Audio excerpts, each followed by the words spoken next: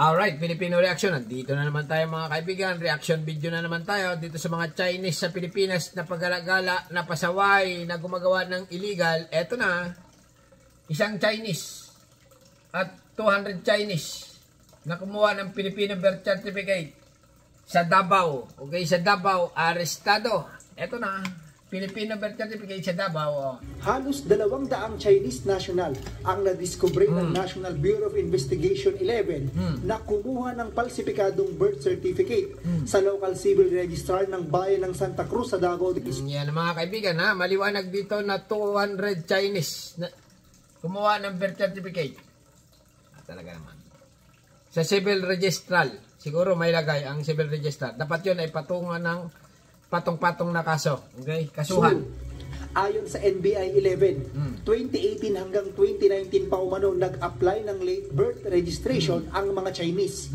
We're still continuing to investigate yung Santa Cruz na LCR. Mga Chinese national. Ganun mo yan, ha? Sa Davao, ha? Mga kaibigan, ha? Chinese, pwedeng kumuha ng birth certificate doon sa civil registral. Ganon. Ganon na ba talaga tayo ngayon? Ganyan na ba talaga siya? Okay? Sa civil register may problema mga kaibigan. Siyempre, alam ng mayor yan. Alam yan. Pag kumuha ka ng birth certificate, titingnan yan late registration, ganyan, may lagay. Di ba? Walang lagay, sorry ka na lang. Pero pag may lagay, dapat imbestigahan, pati mayor doon. Mga falsified. Meron pang mga ibang area in the Philippines, but mas marami yung Santa Cruz. Ilan sa mga ito ay City Hall of Davao. Kaya sinabi kong dito ang mayor.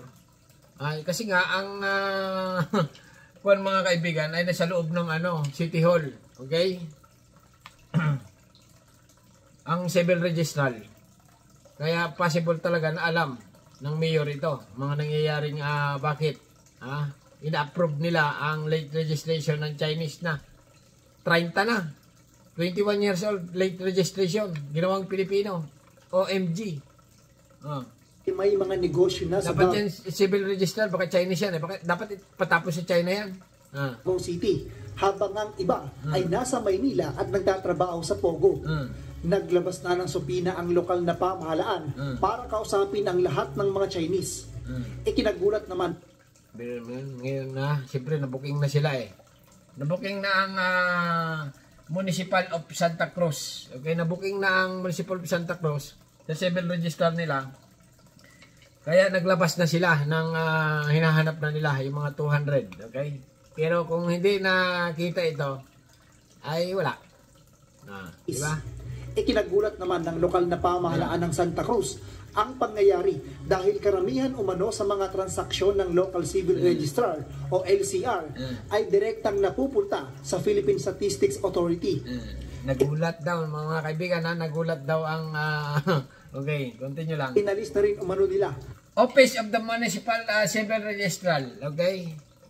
Nagulat daw mga kaibigan kung bakit may mga Chinese na ginawang Pilipino ang kanilang staff sa Office Civil Registral. Okay. Ang ilang mga opisyal ng LCR na may kinalaman sa issue noon ng pamimeke ng dokumento. Bumuo na sila ng committee para imbestigahan ang talamak na pamimeke ng dokumento. Mapamura ka dito. Mapamamura ka talaga dito mga kaibigan Kasi nga sampal ito sa mga Pilipino. Yung Chinese ginawang Pilipino. O di ba? Ano ang isipin mo dito? Garapalan ito. Dapat yung sa civil register, kung sino man yan, ikulong ng habang buhay na. Habang buhay, ang When this issue arise, is that at the start... Kaya lang, ang tanong dito, makakasuhan kayo yung civil register na yon na gumawa ng kapalpakan, ginawang Filipino citizen, makakasuhan kayo, makukulong naman kayo yon. Baka ngal-ngalan lang ito, nangal-ngalan kasi mainit lang. Ngayon, di ba? Sana'y makulong. Part of the year, wala na yung nasa front line, yung job order personnel na we believe siya yung medyo ka-communicate kung sino man yung nagpa-facilitate. So wala na siya. Nitong Martes, nag-resign na daw, tumago na yata. Okay, yan Bago, kaya ito na-discover dahil nga dito kumuha June 9, isang 21 anyos na Chinese national na nagtangkang kumuha ng Philippine passport sa Davao Kapal City ang nahuli ng mga otoridad. Batang-bata pa, kapal mo sa mga kaibigan na kumuha ng Dala nito ang mga falsipikadong Certificate of Live Birth, Driver's License, at PSA ID na may Filipino name na Hengson Limosnero. We received an information from the Department of Foreign Affairs na meron niyang nag-apply na Chinese national ng Philippine passport. And one of the interview of the DFA, kung sinong nagpaanak sa kanya, sabi niya doktor. And nung tiningnan namin, hilot ang nakalagay. So doon pa lang pumalpak doktor ang sinabi niya bago ngayon hilot ang nakalagay. klaro na. Very simple. He wants to become a Filipino. And magta-travel daw sa Amerika. 2013 pa umano ito nag-apply ng late registration sa local civil registry ng Santa Cruz, Davao del Norte. Anong nangyari? Pero nagtataka ang DFA at NBI na hindi ito marunong magsalita ng Bisaya or Tagalog at kaunting English lamang. Kahit sinabi nitong dito umano siya nag-aaral sa Davao City. Nako, mga estudyante. Okay, estudyante gusto maging Pilipino. Gustong mamiki talaga naman. Kasi mga kaibigan, pag pure Pinoy ka, pag pumunta ka sa ibang bansa, gamit mo yung mga parang ngayon, madali lang wala nang hindi na nila chinecheck na maayos lang, basta may visa ka lang, okay? Hindi ka tulad ng ibang lahi, talagang binibirify ng todo yung mga passport nila. Kasi nga ang Pinoy, yung passport ng Pinoy, pag nakita na, Pilipino ito, mabait na tao ito. Magandang lahi ito. Karamihan mga Pinoy, magagandang lalaki, okay, pasok na ito, wala nang verification maayos. kaya itong mga Chinese ito talagang gusto maging Pilipino. Okay, continue. Batay na rin sa investigasyon ng NBI, napatunayang Chinese national ito. Inamin naman ng suspect na taga Fujian, China siya. May Fujian na kababayan ito pala. Kababayan pala na Alice Go ito. Ano ba yung Alice Go? Hindi mo sinabihan ng kababayan mo, mainit kayo ngayon. Huli ngayon, ha? Pinsan, huli ka. Okay? Chinese passport at 10 taon na sa Pilipinas. How long you been here in the Philippines? 10 years. Do you have a Chinese passport? Yes or no? Patuloy pang hinahanap ng mga otoridad. Pag mga bata-bata, amin agad pag tinatanong ng mga ganitong edad, 21, pag tinanong ng pulis, amin agad sabi ng totoo. Pero pag magulang-gulang na, tulad ni Alice Go, hindi talaga amin. Yung mga matatanda na. Kaya ang mga bata, mga kaibigan, pinapaniwalaan sa korte kasi nagsasabi ng totoo Katulad nito, tinanong, may passport, Chinese passport ko, yes agad, okay? Pag matanda na, hindi dami pa ikot Hindi talagang di ba? Kaya ang bata pinapaniwalaan sa korte Hindi marunong magsinungaling, yung mga lalo na yung mga underage. Hindi yan, bihira. Bihira lang talaga pag na-brainwash na magulang. Kaya ito, bata-bata pa, amin agad. Ang kanyang pamilya, sinampahan naman ang suspect ng kasong violation of passport law, falsification of public documents, perjury, at using fictitious name and concealing true name. Nakikipag-ugnayan naman ang kaso niyan, mga kaibigan, isa lang. Balik China. Ang NBI sa Santa Cruz Local Government Unit, Bureau of Immigration, National Intelligence Coordinating Agency.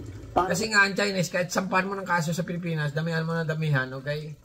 Pag tumagal, deport lang din. Parang ganun din sa ibang bansa, okay?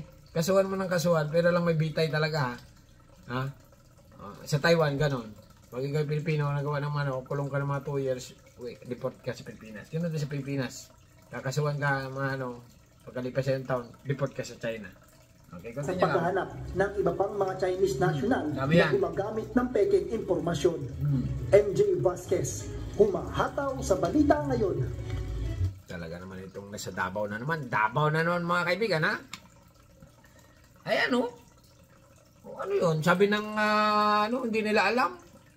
200, biro mo, 200 Chinese, mga kaibigan, Walang kaalam-alam daw na, nag-alarma daw sila na ganyan-ganyan. Civil register, bakit ganon? Hanapin nyo yung civil register na yan. Kasi nga, pag hindi inanap yan, ay wala lang. Sasabihin ng ibang lugar, yung sa civil register namin, may na-approve na Chinese, wala lang din yan. Kasi nga, yung sa Davao nga, na-approve nila, inanap wala rin nangyari. Okay, dapat talaga ito bigyan ng turuan ng leksyon. Kung sino man yan sa civil register na nag-approve ng mga Chinese na yan, late legislation, ikulong agad, huwag na hatulan. Maliwanag dito na ito na talaga ay violation. Alright? Hanggang dito na lang mga kaibigan. Nagigigil ako sa dito. Mga sobrang daming Chinese sa Pilipinas. Hindi lumaban ng patas. Ang mga Pilipino naman lumalaban ng patas, di ba? Pa sa ibang bansa, pag uwi, okay. May TNT pala. Pero hindi naman na illegal birth certificate. Hindi katulad ng mga Chinese, malalakas ang loob. Ang Pilipino, hindi gumagawa yan eh. O mahal nila ang kapwa Pilipino nila. Kung maging citizen man sila ng Amerika, ay pusong Pinoy pa rin talaga. Pag bumabalik sila sa pagiging Pinoy, ganon, ganyan. Okay, alright. Ano masasabi niyo mga kaibigan dito sa Chinese na nahuli ngayon na talaga namang pasaway talaga. Alright? Subscribe. Thank you. Bye-bye.